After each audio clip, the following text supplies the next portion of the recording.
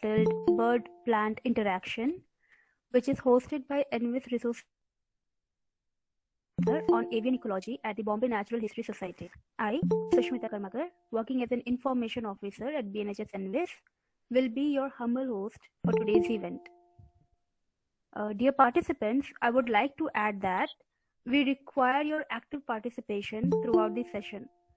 I would also request everyone to be on mute in order to avoid any background noises, and you may enter your questions and comments in the chat box throughout the presentation. Before we go any further, I would like to briefly introduce BNHS NVIS. Next slide, please.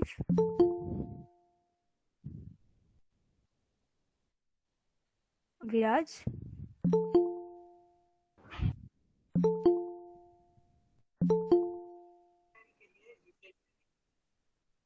Hello.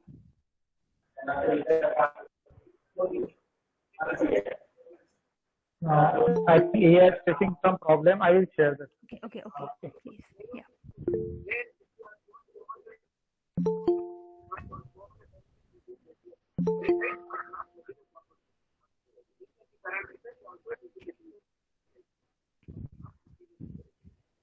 It is visible? Yes, it's visible. Okay, yeah. Please go ahead.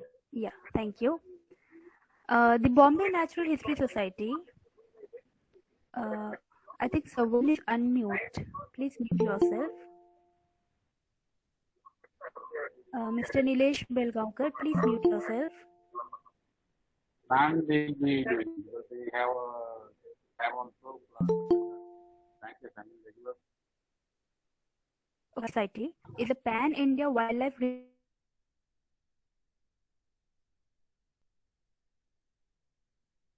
its mission includes conservation of nature, biological diversity through action based on research, education, and public awareness. Next slide, please.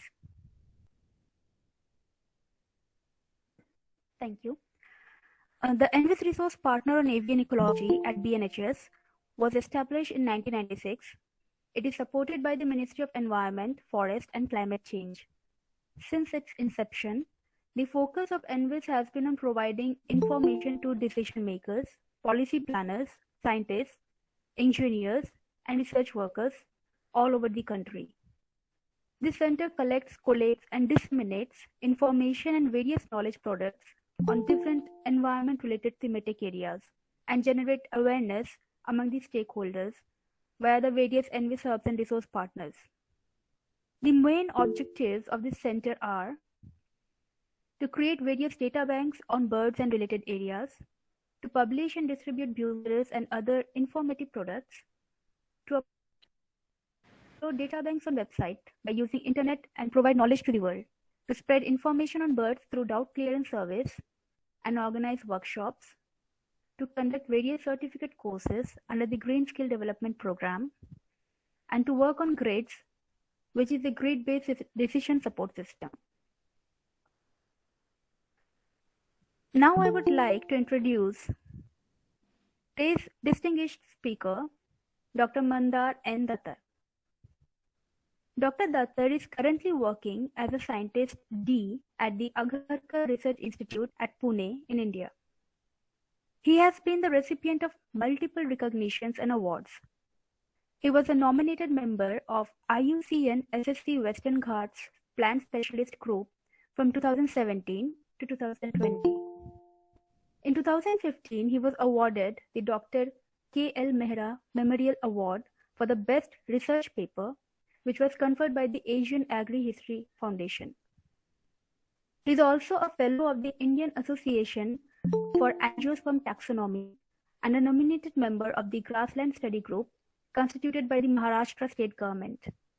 He has published over 57 research papers and 7 books. He has also aided in the popularization of science by authoring books, articles, and has contributed in newspaper columns. He has delivered numerous talks at various places in many academic and research institutes and has led lectures in national conferences. Dr. Dattar is also an avid trekker and a naturalist. He has contributed to the concept and research in a scientific documentary produced by the Education Media Research Center at the University of Pune, which was titled Monsoon Flowers of Mahabaleshwar and Panchgani Area.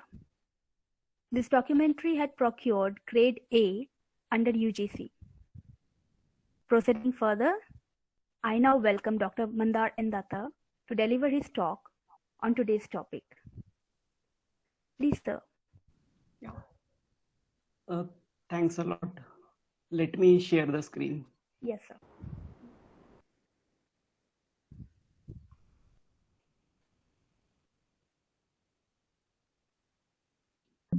I hope my screen is visible. Yes, it's visible. Shall I start? Yes, sir. Please start. Okay.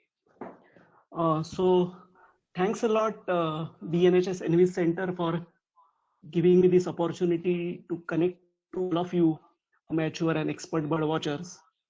I, on my personal behalf, I welcome you all.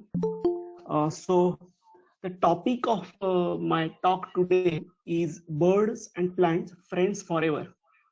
So I've been very specific in choosing this title. The reason behind this, very reason behind choosing this title is, if you take any plant, non-plant association, so widely spread as it is in plant and birds, you will find some angle of parasitism. When you talk about plants and bird interaction, you don't find any sort of parasitism angle to the association. So normally the interactions between various living organisms play in four codes, and they depend on the costs and benefits from those associations. So technically those four associations are called as mutualism, parasitism, commensalism, and amensalism. So mutualism is when both partners are benefited. Parasitism, as you know, is one partner is benefited while another partner is at harm. Commensalism is another interesting association where you have one partner benefited, neither benefited nor at harm. So amensalism, where one partner is harmed, other is neither benefited nor harmed. So we basically have three major interactions: mutualism, parasitism, and commensalism.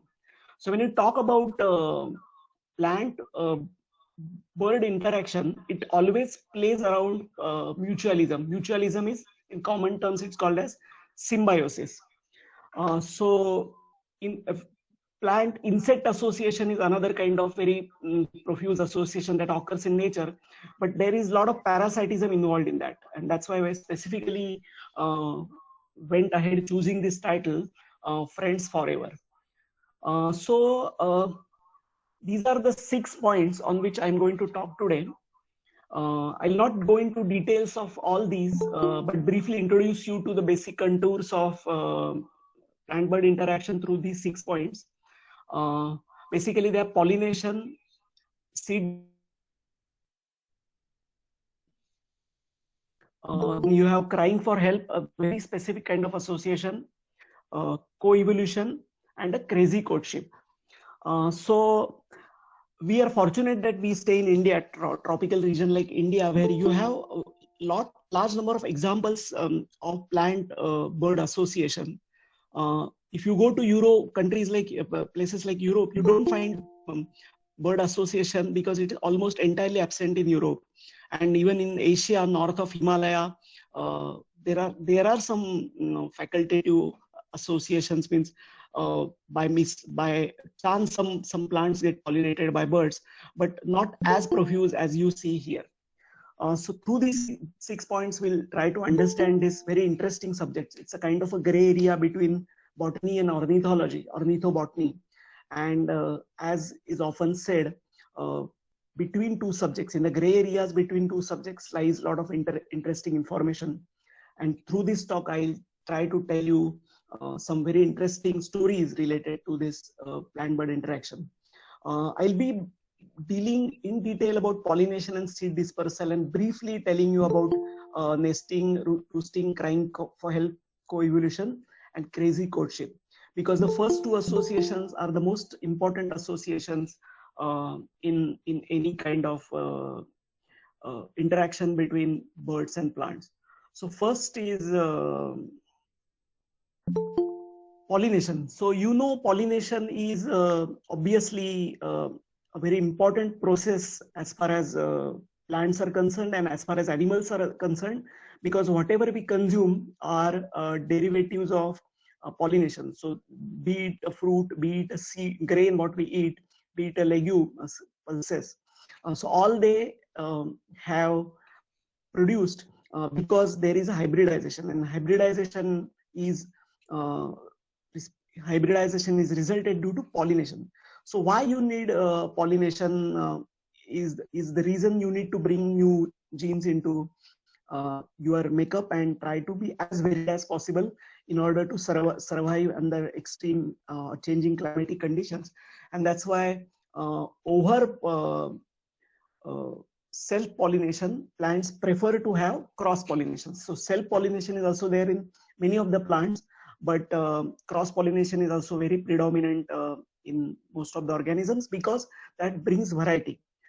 So majority of the pollination that happens on this globe in flowering plants, angiosperm we call technically this flowering plant, is majority through insects. So say 60% of the plants are pollinated by insects, and you are remaining in remaining 40 you have wind pollinated, water pollinated, ornithophilous, even mammal pollinated and self pollinated. But mammal pollinated and bird pollinated, ornithophily, which we are going to talk today, are also have very interesting traits or very interesting characters associated with them. So birds which pollinate plants are called as nectar birds, and the flowers which are specially evolved or specially adapted in order to get them pollinated through birds are called as ornithophilous flowers. So let me tell you characteristics of nectar birds. So nectar birds are obviously, as I said, one of the major group of pollinators. Flowers which totally depend on this bird for pollination are technically we call them as ornithophilous flowers. Ornithos is bird and philous is loving. So that's how this term has combined. And then you find very specific floral traits. So I'm trying to say this some technical terms, but I'll try to explain you the meaning of that. So floral traits are the traits or the characters associated with a particular mechanism. So here we are talking about a pollination mechanism. So very specific floral traits you can see associated with particular mechanisms. And then in ornithophilous flowers also, in plants also, and in birds also, if you say about their evolution, they have evolved independently. I mean, at certain large number of places, we technically call that as a lineage. It's a group of organisms. So in very distinct group of organisms, not a related group of organisms, you see pollination through birds. So there are two kinds of ornithophilous flowers basically. One is called as specialized ornithophilous flowers, and second is called as generalized ornithophilous flowers. So you can simply guess the meaning. What I'm trying to say is specialized are those which are very specific, as I'm telling you, specific traits associated with these pollination mechanisms. So very specific pollination traits associated with them, and they will be pollinated by certain kind of organisms. So all of you might be knowing about orchids. So orchids is a very interesting group of plants which are mostly pollinated by insects, but the structure, the appearance, the color, the odor of these orchids is very specific to be pollinated by certain kind of or certain group of insects. That's how I try to say, when I say specialized, I mean to say that they have evolved to co-evolve. So there are two partners, one is plant and one is bird here. So they have evolved together as a co-evolving pair and reach this specialization. And second kind of ornithophilous flowers, when I say ornithophilous flowers, means flowers that are pollinated by birds. So the second group is generalized ornithophilous flowers. So in generalized ornithophilous flowers, you get to see not very specific traits that we find in specialized flowers, but then they are there and they can be pollinated possibly by more than one kind of organisms. So if you can see this particular image, you will easily identify the bird and easily identify the plant. It's a drongo feeding on bombax, silk cotton tree. And then now we need to go into detail of the traits that are associated, the characters of associated with this particular flower, so that it gets pollinated through drongo. So basic characteristics of ornithophilus flowers are, I hope I'm audible to everybody. Huh? Is it perfectly Yes, going? sir. Yes, Okay. Mandar. Yes, sir. Yeah. Yes. Right. So characteristics of ornithophilus flowers are, they enable birds to pollinate flowers. Obviously, ornithophilus, when I say it should be pollinated by birds. When you compare a flower which is pollinated by insects and the flower which is pollinated by birds, there are obvious differences which you can find. So the first difference will be the color range. The birds, the color which birds see and the color spectrum or color range which insects see are partly overlapping, but they are very distinct. So when you see a flower which is blue, which is pink, magenta color or violet color, you can often associate it with insect pollinated syndrome, insect pollination syndrome.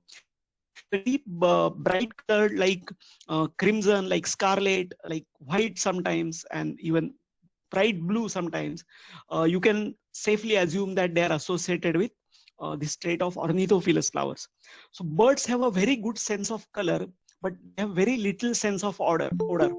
So you can expect that since they don't have a sense for odor, these ornithophilus flowers are obviously odorless. For insects, they have to invite, they have to advertise that I am here. The flowers have to advertise that I am here. So one of the way of advertising is they have to release the scents or trail of scent in the air. And that's how insects, butterflies, moths, or whatever pollinating vectors get attracted to the flower. And then, so since insects have this sense of odor, this is one of the most efficient way of attracting them. But then when you know that birds have very little sense of odor, flowers not tend to invest in odor. So they tend to invest more in bright colors and large sized flowers. So one more difference associated with insects and birds and plants is richness of nectar. So richness of nectar is the amount of nectar produced by plants. So if for quenching the thirst of birds, you need large amount of nectar. And for insect, you can sufficiently produce a small amount of nectar, that is enough. But often people have studied and they say that the nectar produced for birds is often a dilute solution of sucrose, while in case of insects, it's a concentrated solution. So all the true bird flowers are obviously they are without, so like insects, they cannot actually sometimes in many insect pollinated flower, insects just enter the flower and they find, because of the trail of scent, they find where the pollens are located or what for they have visited the flower. But birds are not going to enter into the flower, so they are without any lobes. And obviously we have discussed absence of scents. So this silk cotton tree flower you can see has all the characteristics of a generalized ornithophilus flower. So what you need is a cup-like flower. You can see that cup-like flower. You need a perching site, obviously, when a bird is coming for pollination or quenching its thirst. There should be some kind of perching site. So that perching sites are also readily available on the silk cotton tree. Then in addition to cup-like flower, which can hold ample amount of nectar, you have very specific position just above the nectar, so that these pollens can be dispersed or pollens can be thrown on the body of the bird, and the bird is going to carry that pollen to another flower on the tree in vicinity of this particular tree. So this is how the cross pollination is going to happen. So you have cup-like flower holding nectar, very specific position of stamens, and in addition to that, as I said, you have less number of lobes. So flower is comparatively simple when you compare it with say insect pollinated flower. Same happens with many generalized bird pollinated flowers. So we have seen in the first slide drongo pollinating this particular plant. In addition to drongo, many birds visit silk cotton tree. So it's a rose color sterling flower on this flowering twig of this silk cotton tree, Bombyx ceiba. In addition, one more point I want to make here is when there is a very less water in the surrounding. So generally these flowers, this silk cotton tree or flame of forest, we call Paras, or Erythrina, Indian coral tree, flower when there is a scarcity of water in the surrounding. So at that time, to quench the thirst of the birds, this flower produce ample amount of nectar. So it's a kind of advertisement, a kind of investment for the pollinator to attract and get your job of pollination done.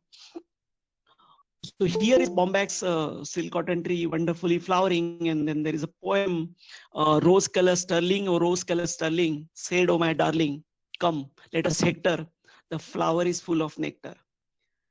Same case is with this particular plant called Paras or flame of forest. So flame of forest is slightly more closed kind of flower, but again pollinated by a lot of birds, and then it has ample amount of nectar.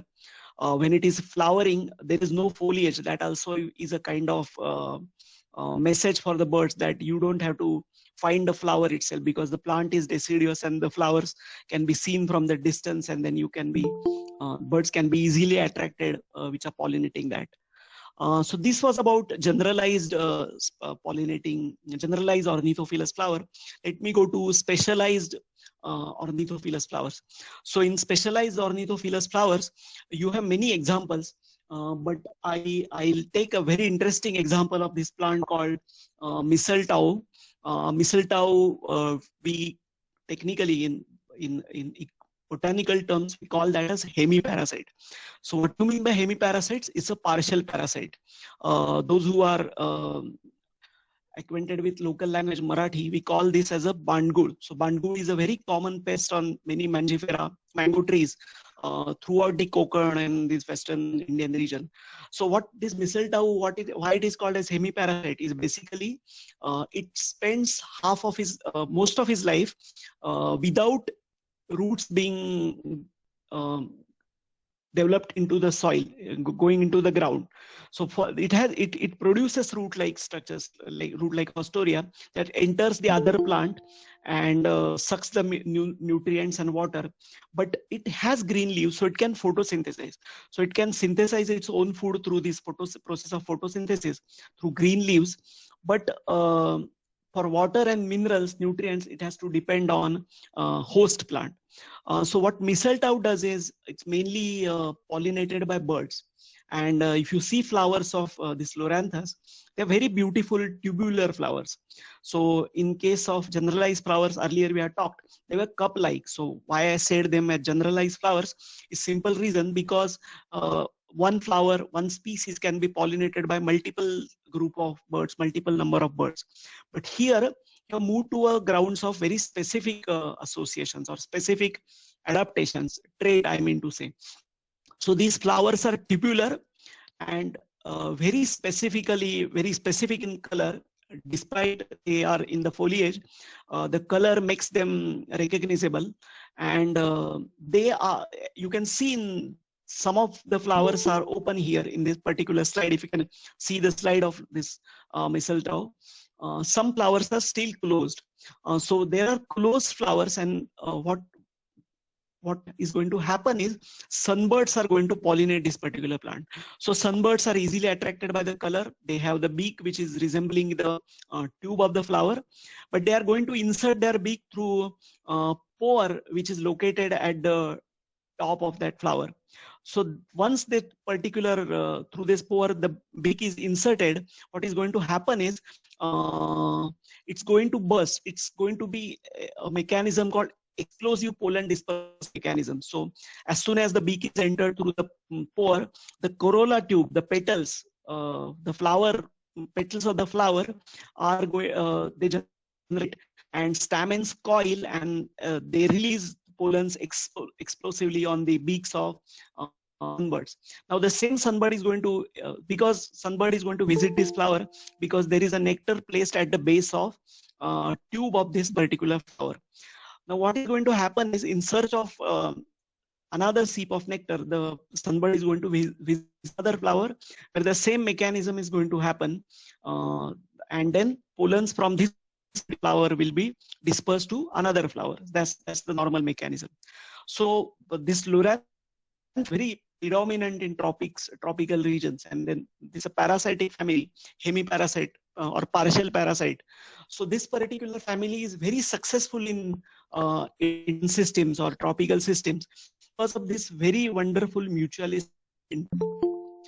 So another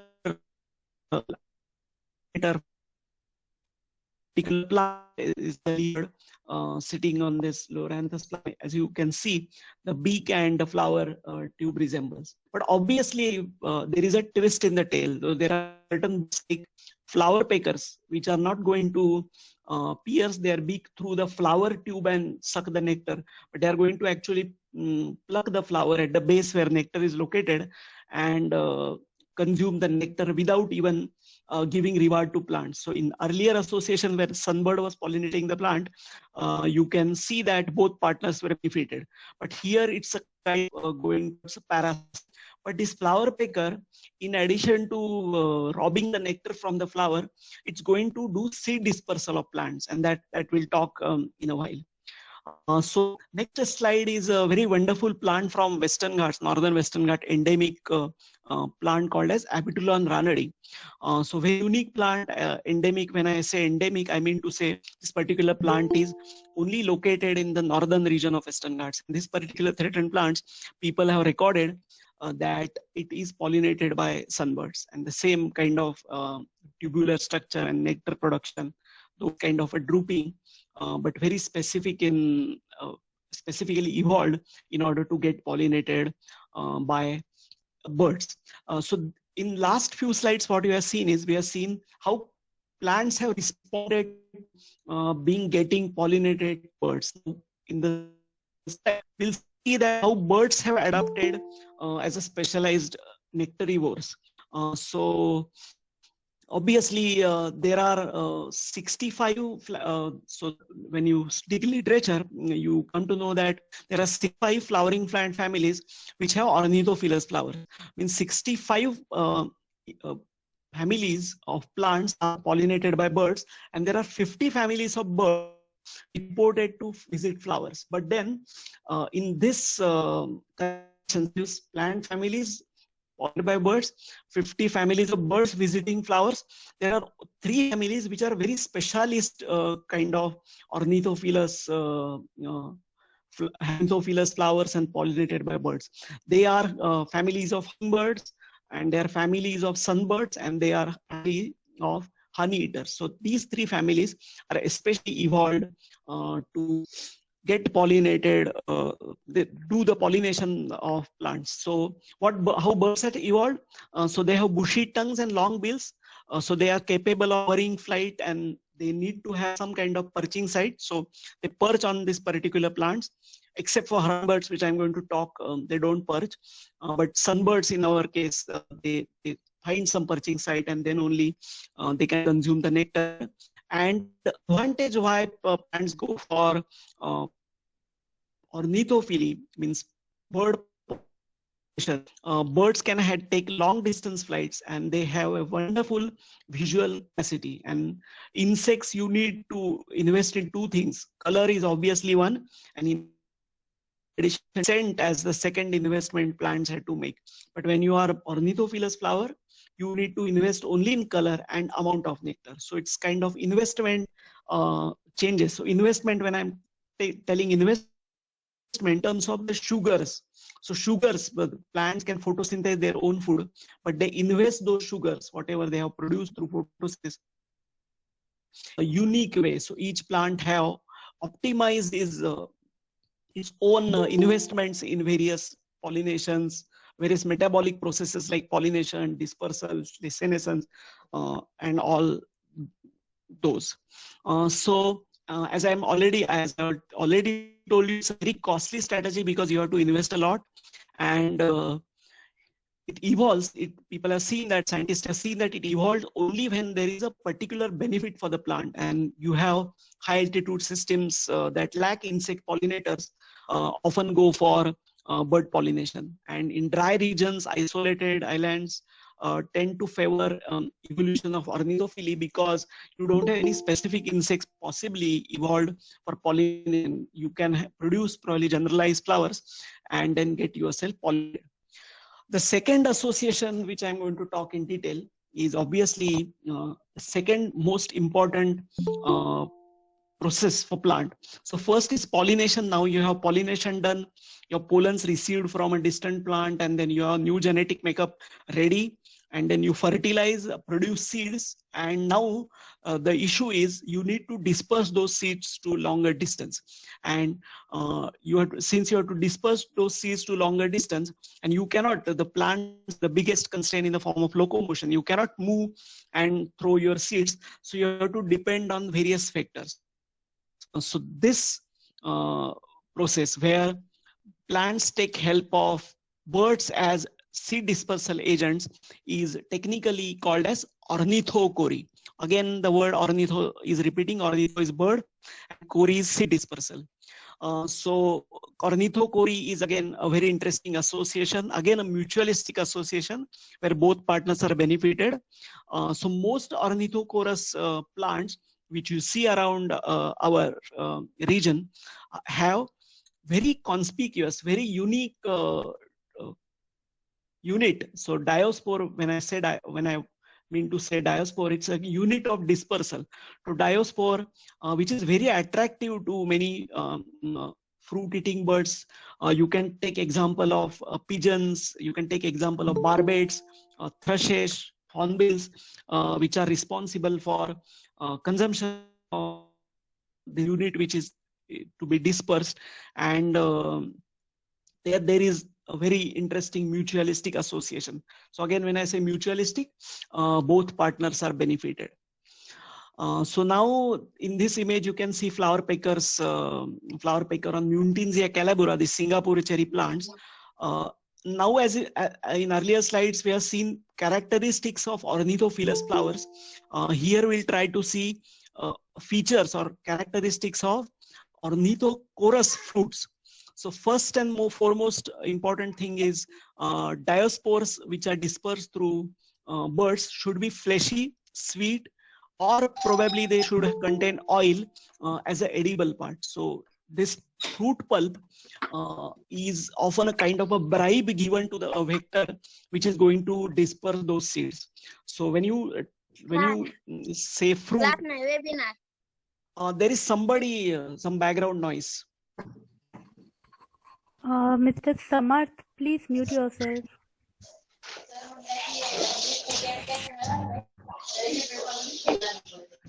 I'll go ahead. So my screen is visible, no? Yes. Yes.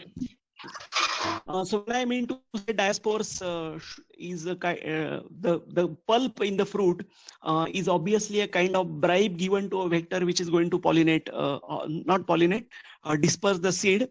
So the bribe can be in the form of sugar-rich, fleshy, edible pulp, or it can be oil-containing edible parts. So anyway, these are going to be food sources for the vectors, here in the case birds.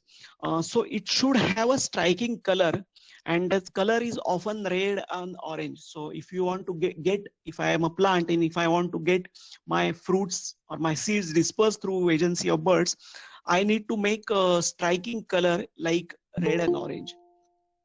So since we have spoken that they don't have a pronounced sense of smell, birds don't have, so I don't need to produce as a plant, no smell is required. But then if I want to save myself from being eaten immaturely when I'm raw, when the seed is not mature inside, then what I can do is I can probably camouflage myself in a foliage. So most of the unripened fruits, raw fruits, are green in color.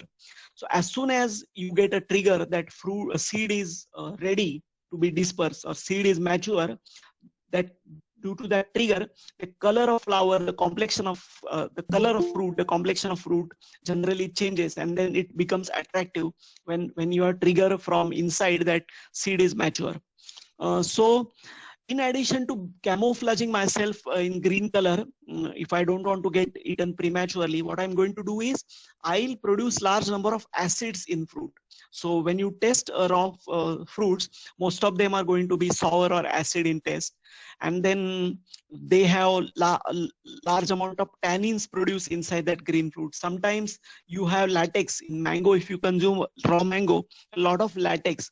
So that's a peculiar feature where I need to give a signal to the dispersal agent that I'm ready for getting dispersed.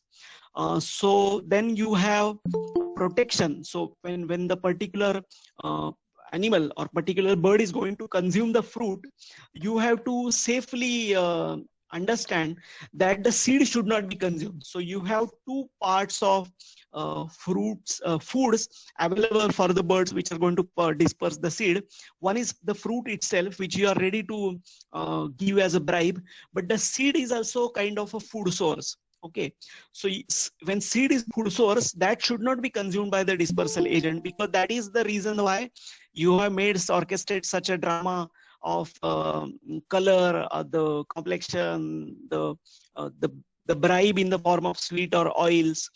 So then seeds needs to be protected. So how you're going to protect your seed from not being consumed by the organism, not being consumed by the bird? Simple is you produce a lot of bitter components, bitter chemicals into that. You make it hard as far as possible, or you sometimes put a lot of poison in those seeds. So I give an example of custard apple, sitafal we call, annona. So annona pulp is, as you know, is very sweet, but the seed is poisonous. So seed is often used as insecticide because you have sweet pulp, which is bribe, which can be easily consumed, but seed you have to protect. That's why plant has put a lot of poisonous bitter compounds into the seeds. And then you can produce a kind of a permanent attachment, and that's how you go ahead with that. Now we talked about a twist in the tail when we said that Loranthus is pollinated by sunbird, but flower pickers robs the pollen without doing the duty of pollination.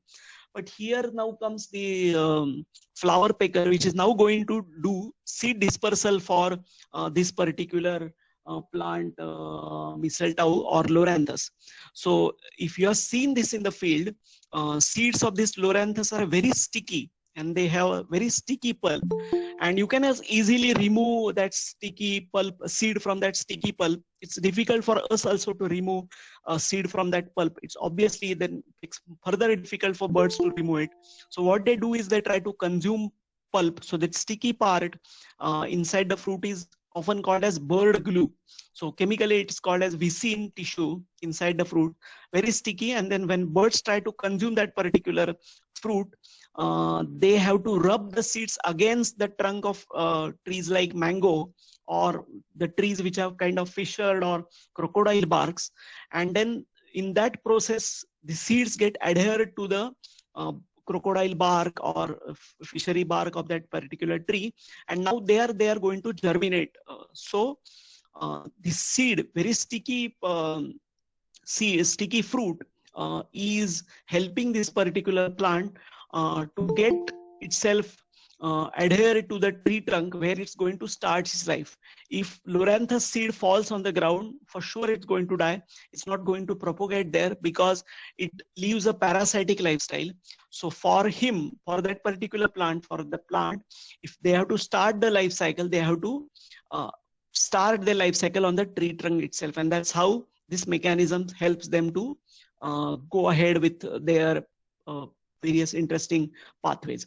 So people have observed, there are large number of research on this ornithocori, and people have studied that bulbuls, quail, barbets, dabblers, myna are majoritarily responsible for seed dispersal. I'm taking an example of interesting Malabar pied hornbill story, where you have as many as 13 species utilized by hornbill as a food source. And of which 5 were figs and 8 were non-figs, and many toxic species which have poisonous compound in them like Strychnos noxomica, Hydnocarpus, Antiaris toxicaria, have been consumed by this hornbill. Since I already told you, the seed is poisonous, fruit pulp is edible, and that's how it gets transferred to the digestive tract. It passes undigested to the digestive tract, and along with the other waste matter, it drops down and it germinates wherever it finds a place. So you know this very interesting spread of this plant called Lantana camera in all the jungles of southern India, and people have studied that many birds like bulbul are responsible for this seed dispersal. Now let me go to a interesting story of a strangling fig. So figs, as you know, are a very unique species of flowering plants because they have a very unique kind of flower or fruit. And figs are sacred as well as very holy, and then many of them are worshipped.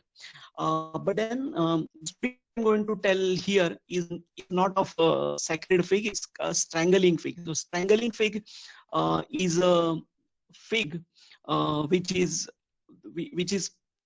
is there present in evergreen and semi-evergreen forest. So as you know, these figs are consumed by birds, and then they have their droppings on the tree trunks, and there on the tree trunk itself, these ficus seeds are going to germinate after passing through digestive tract of birds, and then they're going to start their life. So earlier part of their life is hemiparasite.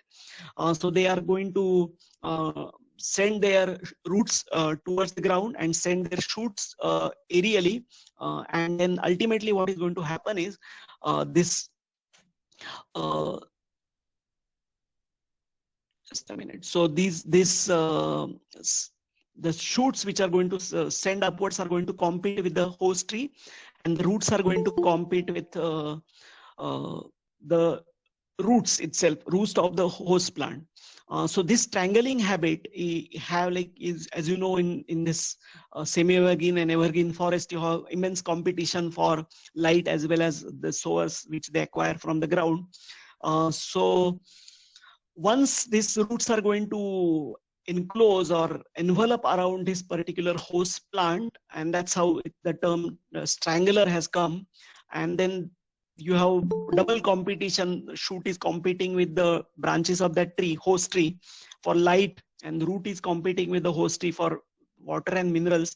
Ultimately, in many cases, the host tree is going to die, and then you have only ficus present as a living entity in this association. It's kind of a parasitism between two different plant species, and you often see a kind of a columnar structure, a columnar tree inside, because the tree which was inside this particular plant, around which it has enveloped itself, this strangler fig has died, and then you see a hollow central core. So this all association, this all stranglers what you find in our Western Ghats forest, basically they start with a bird consuming a fig and put its dropping on some other tree, and the ficus germinating from there. So birds are responsible basically for this strangling fig. So if in a particular forest, if you see a strangling fig, you can safely assume that there are ornithochorus birds obviously seen in that kind of forest.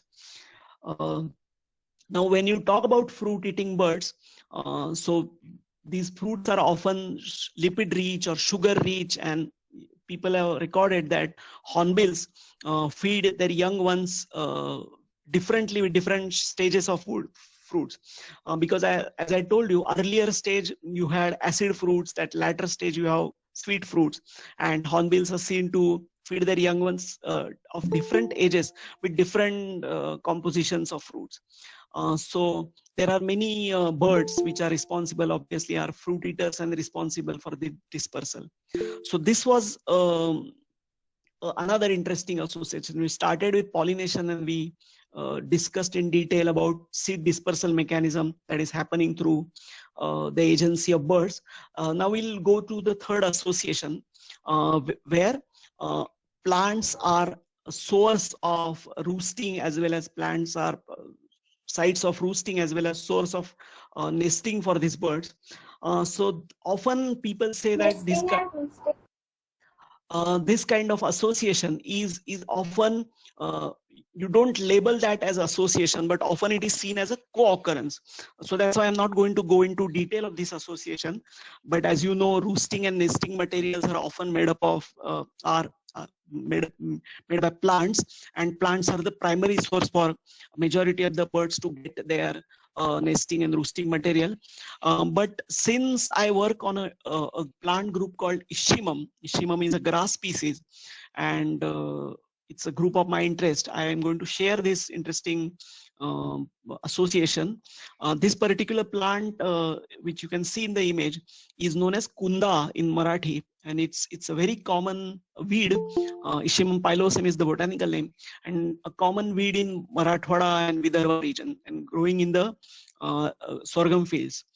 So the plant has underground roots, and even if you try to remove this particular entire grass through JCB, even a small portion of root remains in the soil, it germinates again, it sprouts again next year, and again become a troublesome weed.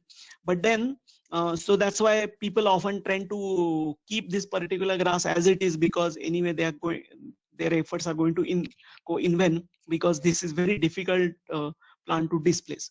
But then, since there are large clumps of this Ishymum pilosum in this region, Lesser Florican, my friend Kaustubh Pandey has made this observation that this Lesser Florican lays its eggs in these grassy patches or grassy tillers. We call that entire clump of that grass as a tiller.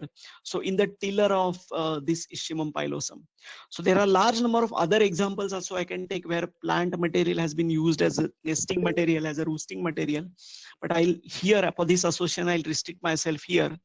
So we have last 20 minutes left. We'll try to cover remaining association. So fourth association is the very interesting association. I am often talking about various kinds of association. When I said you have mutualistic association, both partners are benefited. You have commensalism, where one partner is benefited, another is neither benefited nor harmed. And third predominant association is parasitism.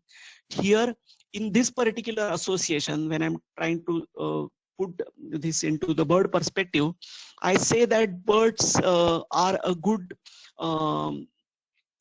predators for insects, and insects are one of the biggest threats for plants. So how plants take help of these birds to control the growth of insects that are growing on them.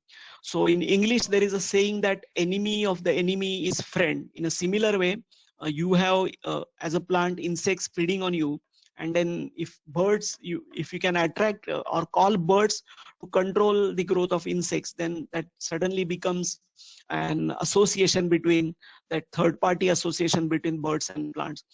So here we have herbivore eating predators remove herbivore for plants, because in the first association we have seen that many ornithophilous flowers are developed in order to attract birds for pollination. But nectar birds also visit plant not only for the sake of nectar, but for the sake of insects. So many insectivorous birds often visit flowers because there are some certain kind of insects that they are probably synced into the nectar, and then they can easily consume that, and that's why they visit plant. But in this association where plant is calling bird for its help, is in a very interesting phrase called as crying for help.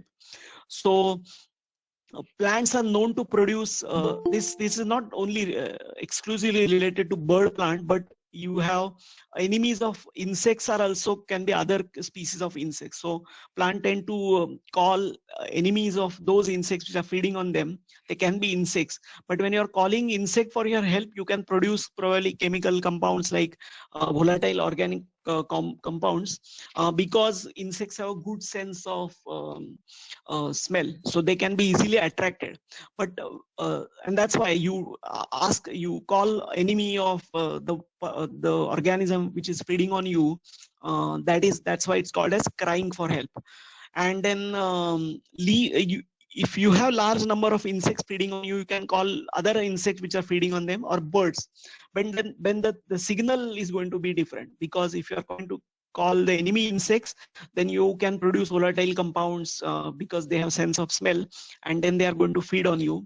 But then if you want to call birds, then this says the signal through chemical compound is not going to help you much.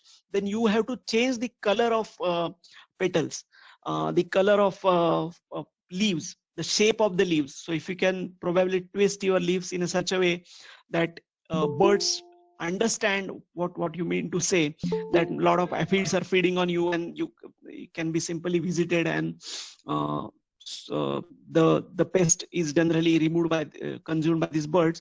And then in case of birds, they as I'm telling you, they change the color of leaves and the shape of the leaves, and that's how the signal is given.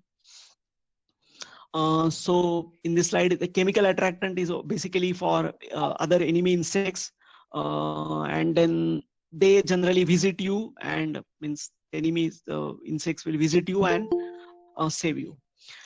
So the fifth association, or fifth kind of point which I'm going to discuss, is co-evolution.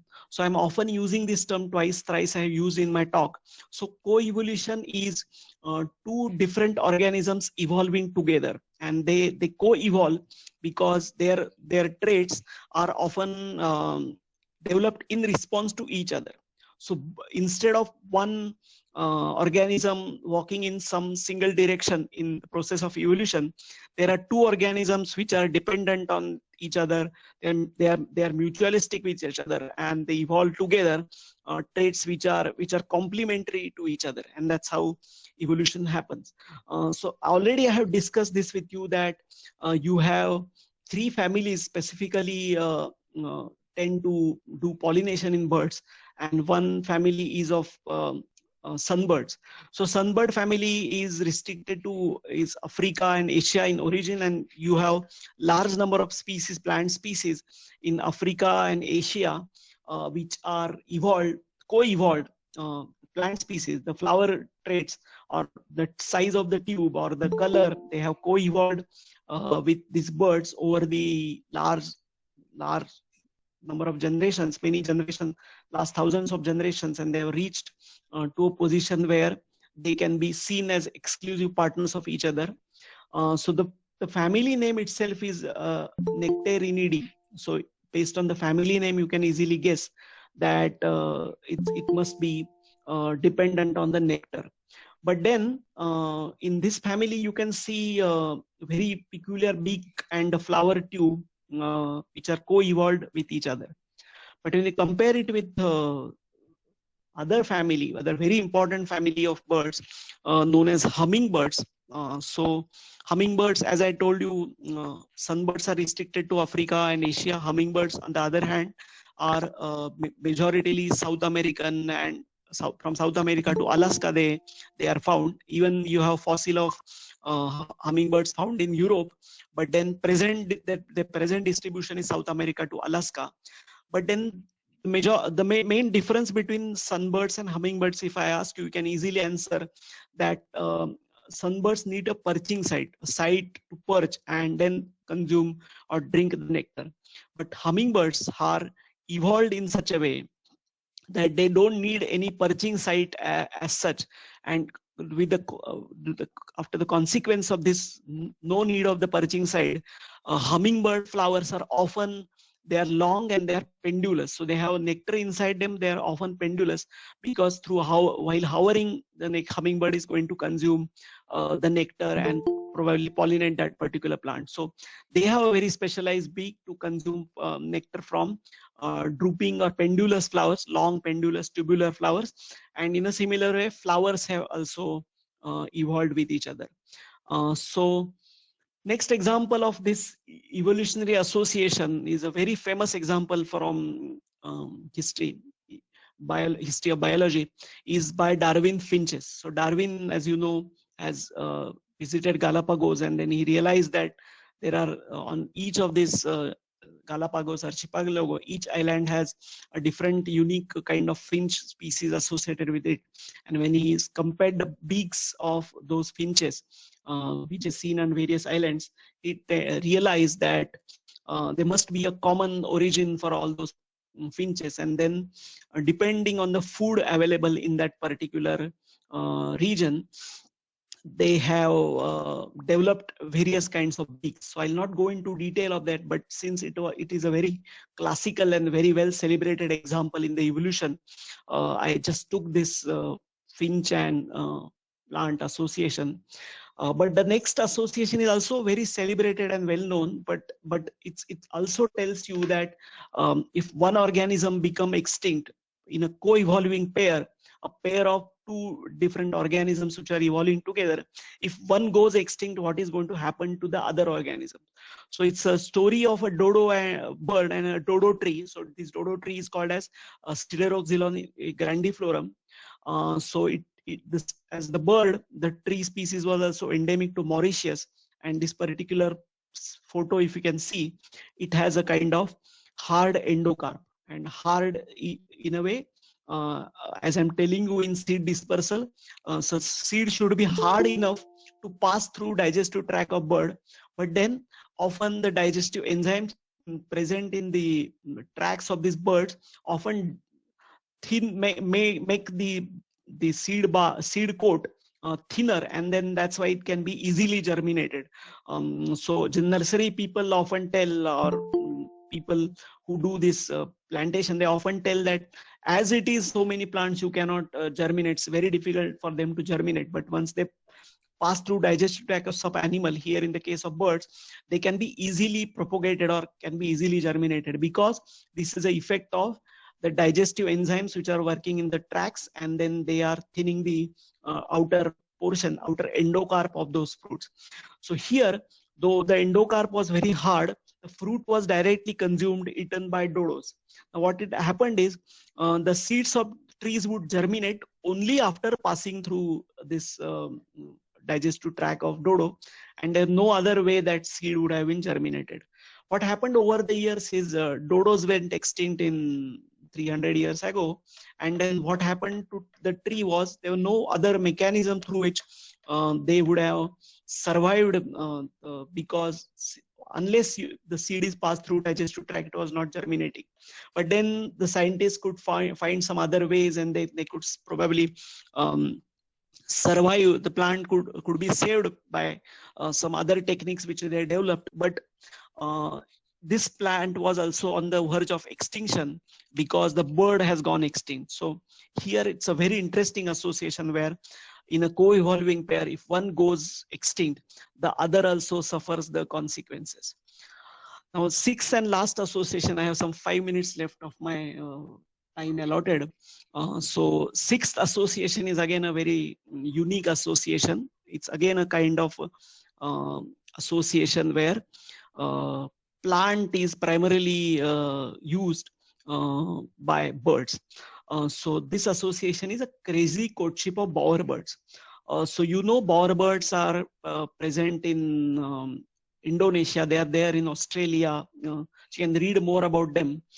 So what these bowerbirds do is they build a nest, they build their bower, and then they often decorate their bowers with the help of locally available flowers, locally available berries, locally available seeds, and they try to make the path towards the bower as attractive as possible. So this is basically, males do this, and this is basically to attract the female, and this is how they use plants.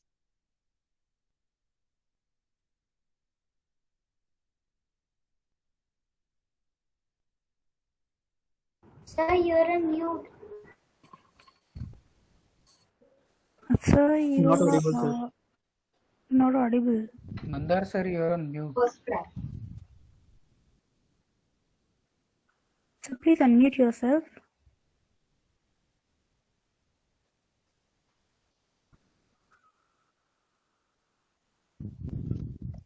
Now can you Yes, hear sir, me? yes, sir. Now you're audible. Yeah, now Yes, you're sir. on. Like till what time? Like you could Bowerbirds till that time you could listen to me. Yes, sir. Yes. 5-10 seconds only, that's it. 5-10 seconds. So just last two slides only. So bowerbirds decorate the nest with the kind of local berries and local fruits available, and there is a unique way of them decorating their nest. And then it's a kind of, in our literature, in our old stories, you must have heard about Lata Kunj and Lata Graha. Is a similar kind of nest build, and they often decorate it with shells. They decorate it with the flowers, feathers of other birds, stones and berries. And this is how and then people have recorded, the scientists have recorded that male spends hours arranging this their unique collection, and they're very selective about finding species, finding berries, finding flowers which are going to be used in this decoration. So this was kind of offshoot, kind of a spin-off from the rest of the association, and an interesting one. That's why I shared. So in this talk, what I tried to do is under various heads like pollination, like seed dispersal, I tried to talk on association between these two unique things. And then you obviously know that each of them can be explored in detail, and you can find large number of examples you have in surroundings and in the literature. But then to my time, 1 hour given to me, I try to cover up all possible examples through which this association can be explained. So I'm happy and very thankful to the organizers for giving me this opportunity. And through this, I could connect myself to BNHS and NVIS, where people like BNHS is a very prestigious and prime organization. So through which I could connect to BNHS, and Santa Pau has worked there, Salim Ali was there, and then I'm extremely delighted that I got this opportunity to talk on this platform. So I'll stop here. I'll stop sharing, and I think I have finished my 1 hour. So if you have any question, we'll just go ahead. Okay. Thank you very much, sir, for the wonderful webinar. And I will read out the questions for you, and you can answer them. Yeah. So first question is from Mr. Mangesh. He is asking, how do barbets bore perfectly circular holes in tree branches? Somebody said they use whiskers as a compass. Is this true? Okay. I think this question should be answered by a technical, very core ornithologist rather than me. So I am explorer of this association. So this question doesn't lie in my area of research. Okay.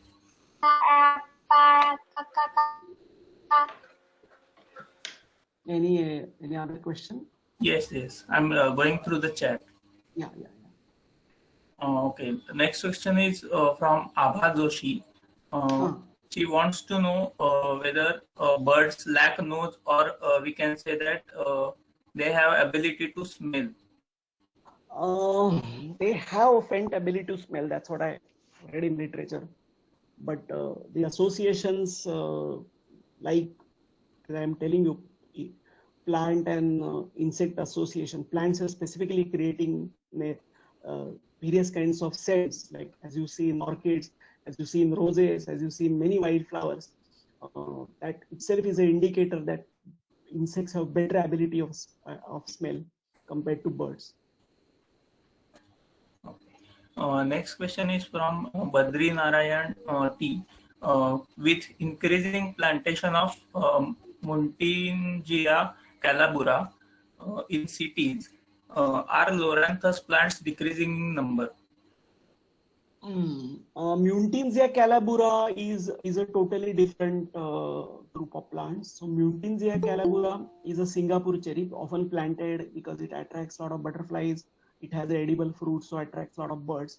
And the Loranthus which I'm talking is a kind of parasite, our own native parasite that grows in Western Ghat or Konkan region, and majoritarily it infests mango trees.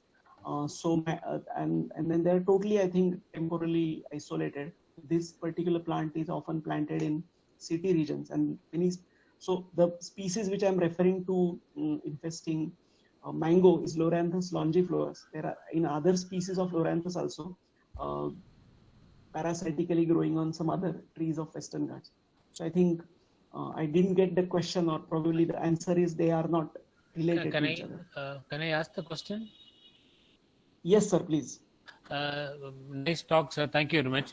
This question Welcome, refers sir. to the flower peckers are very much fond of Mutingia calabra fruits. Okay. Oh, right. Very interesting. So Yeah, because now of I that, could their get it. seeds are not getting dispersed of the actual Loranthaceae. Yeah.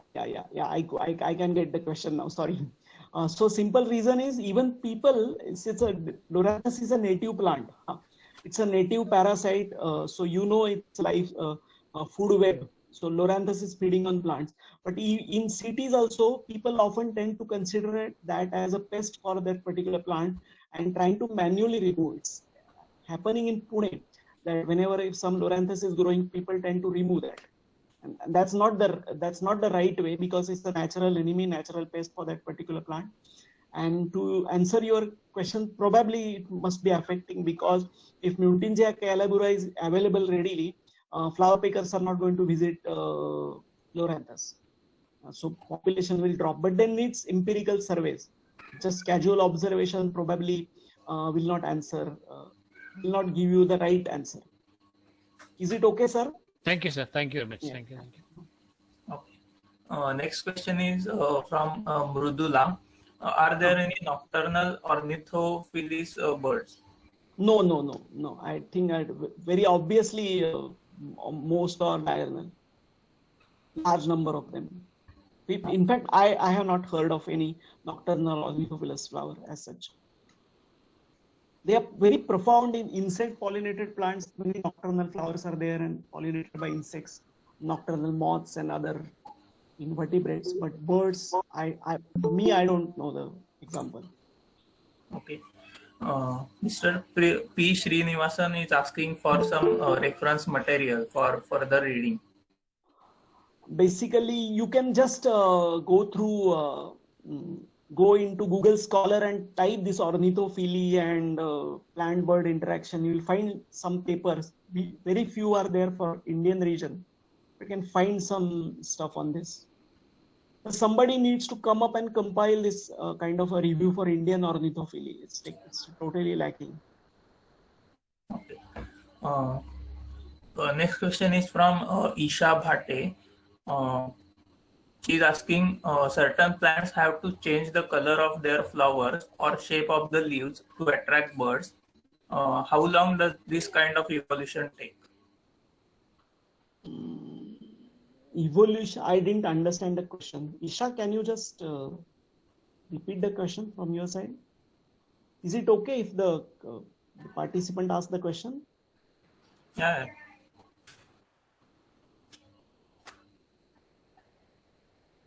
Isha must have left.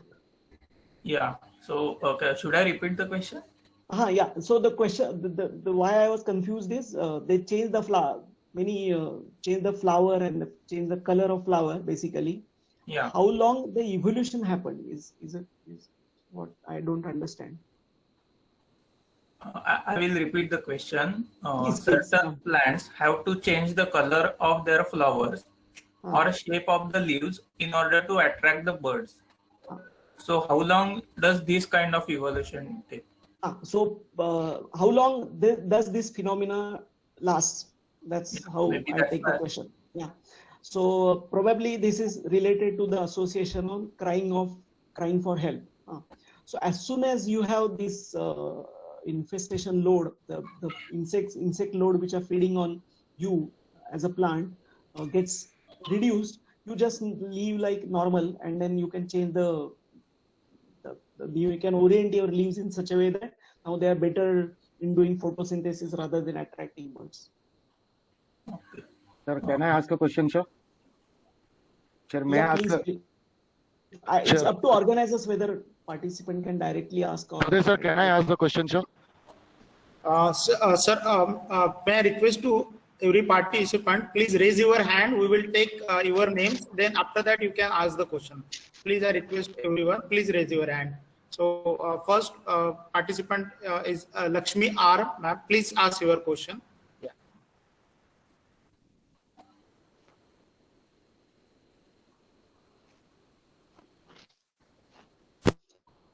I was very happy that there were many kids listening to the talk. Lakshmi ma'am not available. Another participant, Mangesh Kulkarni. Sir, please ask your question.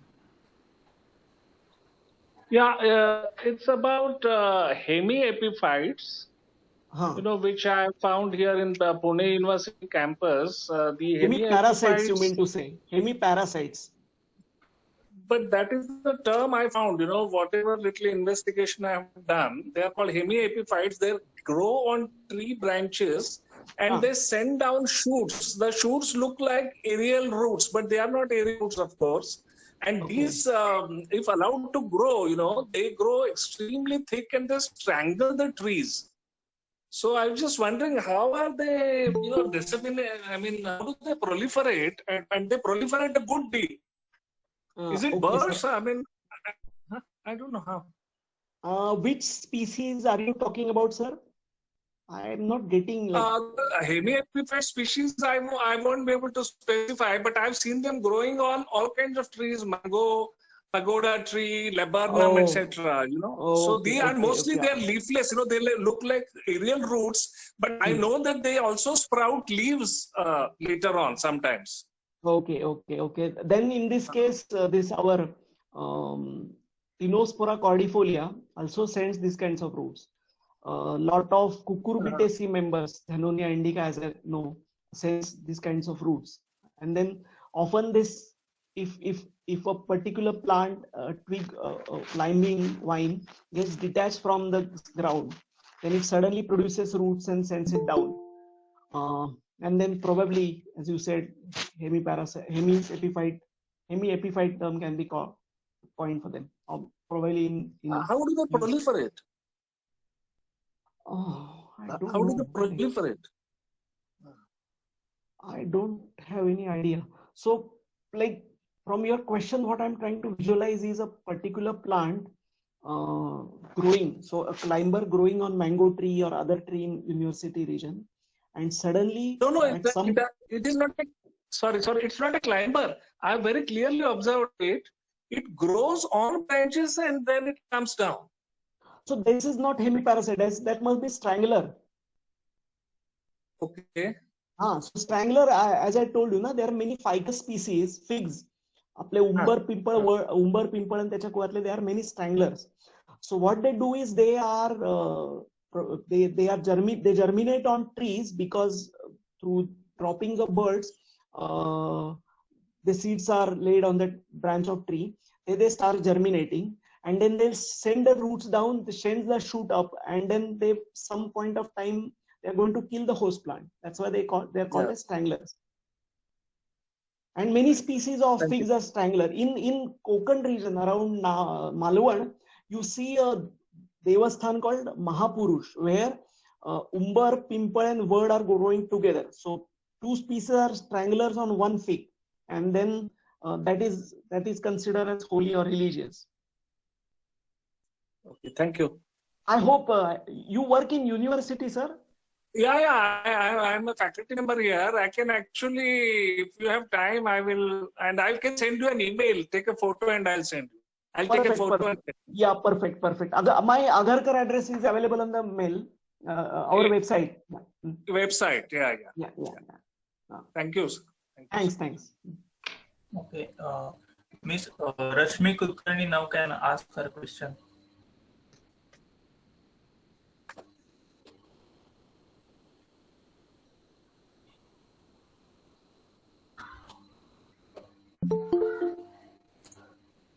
Okay, I guess she is not available. So next, Mr. Krishnandu Sarkar, please ask your question.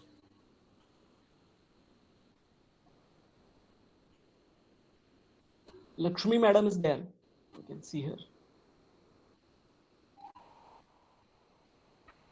Okay. May I, sir? May I, sir? Sir, good Yes, evening, yes, sir. sir. Yes, please ask your question. Sir, good evening, sir. Firstly, thank you for such a lovely session. Thank It's you been very very much, sir. interesting. Mhm. I am a very amateur birder, so I can correlate. So my first question is, sir, what is the roughly percentage of a bird pollination and insect pollination overall? A rough. Okay. Of the 100% flowering plants, mostly 60% are pollinated, 62% are pollinated by insects. In the remaining, whatever 38% you have, 10% as self-pollinating or like wind dispersed many a times. Then in the remaining you have dispersed through agency of mammals, dispersed through agency of water. Hardly you get like 5 to 10% proportion of actual ornithophilous flowers, ornithophilous plants. Sure. Here, my second part of question comes in, sir.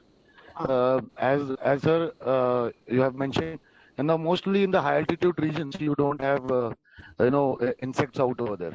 Yeah. And wherever the most of the places have been, there is only one particular plant, and it was a bottle brush, which I have actually seen up till 5,000 feet maximum. Oh, okay.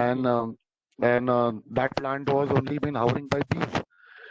So there was no other any particular insect, and I've seen actually a bee farming going on that particular thing. So firstly, sir, I would like to know one.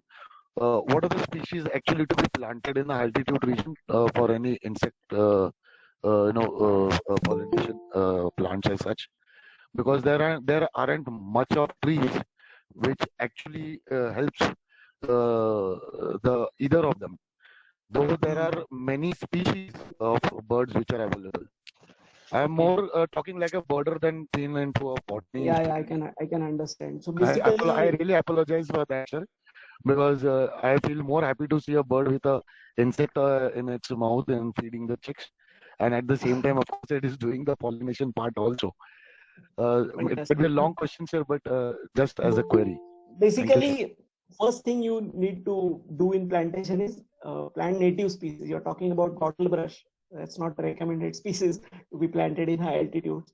But often high altitude species lack insects. So I don't know like which region you're talking. So Eastern Himalaya, Western Himalaya. I've seen in Pithoragarh, sir. I've seen in Pithoragarh the minimum base height was rather there are farmers association out over there who actually have a beekeeping thing, and most of the places they use bottle brush for being a anti-pollutant where they used it as a to remove the sewage part. Also, they have done that too, but most of the time they used it for beekeeping basically. Okay. Since like I'm not a expert of this Himalayan system now, I have been to Himalaya many times, but the way I know Western Ghat, probably I don't know Himalaya. So it becomes very tricky for me to answer this particular question. No problem, sir. Thank you, sir. We had quite an interaction, sir. And please do share any notes and any reference material, sir. I'll request you if you could share it with our Professor Dr. Dude. He will pass it to us, sir. Thank you, sir. Thank you for the session, sir. Thanks a lot. Okay. Mr. Krishna Joshi can now ask the question. Hi, sir. Thank you for the amazing session, sir. Sir, I have noticed something that when you said that the birds eat those seeds, and when the seeds fall down through its gut because it cannot digest the seed, but only the seed coat. Sir, what about like I've observed this in near Western Ghats that what about the ground birds like thrushes, pitas? Do they try to eat those seeds itself? Or they try to consume fruit, but then seed is kind of unpalatable for them because of the hard core, because of the toxins that are present in seed, and seeds often pass through digestive tract. There is one more arrangement these plants have made. Plants don't have bowl, still they produce laxative compounds like Terminalia, Trifala Churna plant, so they are laxative in nature. So they produce these laxative compounds is basically the seed should not remain in the digestive tract of bird for longer bit of time, because if it remains, then it's quite likely that that also gets digested, and it should pass quickly. That's why plant produce these laxative compounds, and often they are stored inside the fruit and not inside the seed. Oh, so basically, sir, these ground birds also eat the fruit itself and not the seeds. Yeah. They are supposed to eat the fruit, and then they are supposed to pass the seed as it is. And okay, sir. And one more thing, sir. In extreme conditions, and supposing that if there is if there are extreme conditions where we cannot find any fruit, there are seeds everywhere, then do they eat the seeds itself in extreme conditions, if we talk about? Probably I lost the connection. Can you just repeat the question? Yes, sir. What I meant to say is, sir, in extreme conditions where the plant has died and there are only seeds remaining. So in those extreme conditions, will the birds go towards eating the seeds, or will they still refrain from the same? No, it's not basically related to the consciousness where you consciously eat something or you consciously digest something. So plant is drying. Obviously, it depends on what kind of fruit it is producing and what kind of seed it has. So fruit is consumed. The juicy part probably, or the part which is there in the fruit, is digested, and seed is passed through. Whatever happens, whatever the case may be, the tree is drying or living well, it doesn't going to make change. And so as a food source, birds are going to consume anything, like whatever it is available, whatever they are associated, they know as a food source. Okay, sir. Thank you very much, sir. Thanks again for the session, sir. Thanks. I request Ms. Vallari to ask a question. Good evening, Dr. Datar. I'm based in Delhi, and unfortunately I missed the first part of the PES talk because I couldn't get into the meeting. I have two questions, and I don't know if you've already answered them in the talk, but I'm just going to ask them. Please go ahead. One is, I don't know if you touched upon florivory, and maybe if you could talk about that a little bit, because when birds eat other flower parts like petals or pollen itself, what is the impact that might have on the plant, or does the plant have any defenses against this? And this is particularly, in Delhi, I've seen the rose-ringed parakeet, which seems to eat every single flower part, damages flowers, and it's not pollinating flowers, and it's probably not doing as much seed dispersal because it's really damaging all the flowers. It also eats a lot of fruits when they are unripe, so before the seeds have ripened. And so I was wondering about that. That was so I didn't touch upon these aspects because I basically talked some straightforward pollination that is happening through birds, ornithophilous flowers and nectar birds. But then in certain species you have edible parts in the form of petals. Mm-hmm. But the species which you are talking about is a totally different story, where possibly now the plant will slowly evolve to this robbery, petal consumption or florivory, as you say. And in few thousand generations, probably it will have some mechanism ready to battle this. But since some kind of association, or let it may be parasitism, it starts at one point, and then the sufferer, the host, the one who gets damaged, starts slowly evolving against this mechanism, and it takes like many generations probably to reach a point where it has some answer to that. Okay. So this is basically a kind of a negative interaction because the plant is experiencing a negative impact. The bird is obviously benefiting. Which bird you are talking about? I just write it down. Several birds, but most prominently the rose-ringed parakeet, which is a very common urban bird here. And it just goes about feeding on anything and everything.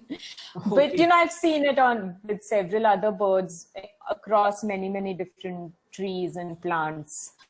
And my other, so yes, so I was wondering about the evolution of that kind of relationship. So But, in another 50,000 generations, you can see probably plants are responding to that. Right. That's the theoretical textbook answer I can give. Yeah. No, I'll do some Google search also. I'll also try to find it out. And my other question was kind of a continuation of the previous one, and somebody else has also asked. There are seed-eating birds like munias, right? They are specifically eating the seeds, right? The seed is not, in that case, the seed is not passing through their digestive tract to germinate. So again, this is an interaction that the plant would not like to have because its seed is getting damaged. So anything? Precisely. So a plant probably each year, a tree each year produces kind of 1,000 seedlings, and if it lives for 100 years, 100 into those 1,000 seedlings or 1,000 seeds it produces. 1,000 is too less number, right? 10,000 seeds per year. Common tree, take any example, and it lives for 100 years. So 1,000 into 100, that many seeds it produces. So plant knows that most of them are going to get destroyed by some or other way, and what plant need is like just one tree replacing that. So it was one tree producing 1,000 seedlings per year for 100 years, and what it wants is one tree finally remaining, so the community structure remains as it is. And then plant probably knows like a lot of seeds are going to die, a lot of seeds are going to get wasted, consumed by organisms. Some of them will germinate but die early. Some of them become mature trees but died at that time, like due to some calamities and all these things. So it's a calculation very safely done that plant want from those 100 years, 1,000 seedlings, 1,000 seeds produced per year, only one living individual to replace that old tree.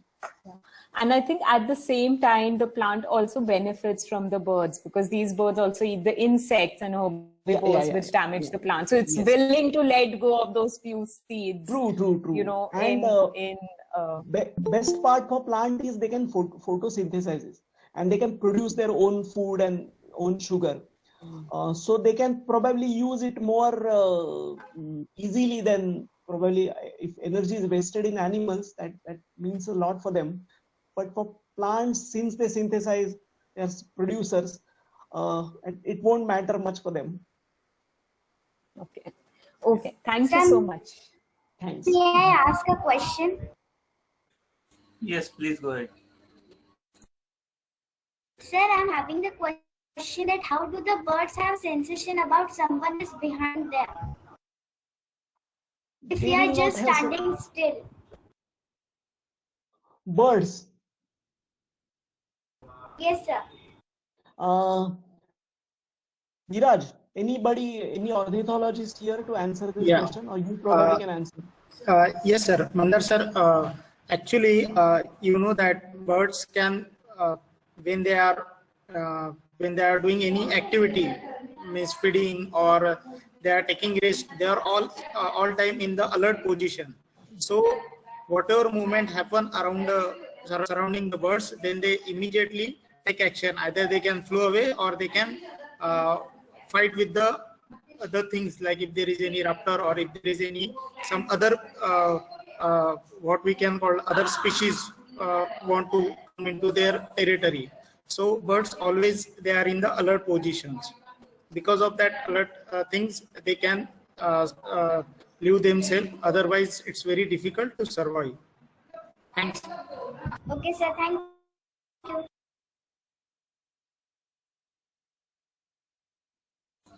Okay, we'll take one last question before closing this. Sayuri Chandan Chive, if you may ask your question. Yes, sir. Sir, you showed a picture of the bomber bird and its nest, which was decorated with the flowers. So I wanted to ask that the nest was looking too big for it. So why does it need so much space?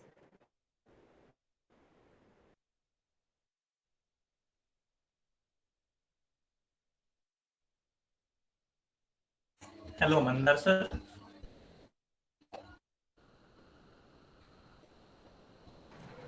Hello, sir. So I think there is some network issue. Could you repeat your question, please? Yes, sir. Yes, I'll repeat my question. So, sir, you showed a picture of the bomber bird and its nest, which was decorated with flowers. So, the nest looked a lot bigger than the bird. So, why does it need so much space? Just there are many species, not particular species. Actually, this is not found in India, but so that I don't know more about these species. But there are many species. Those who can build their nest, even they are in small size, and it's depend upon case to case. So, like you can if you think about the house crow, you can see the size of the nest. It's quite big, and if you just weight it, it's around more than 1 or 2 kg, because they use mostly the material which is found when they are living. So it's depend upon case to case. Yeah, I think I answered your question. Yes, so sir. we can Yes, take the thank you. next. I lost the connection. Yeah, yes, sir. Mandar sir. Yeah.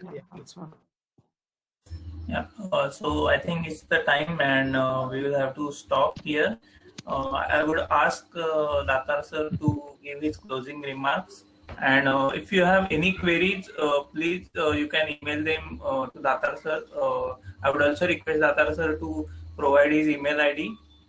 I'll just write in the chat box. Yes, yes.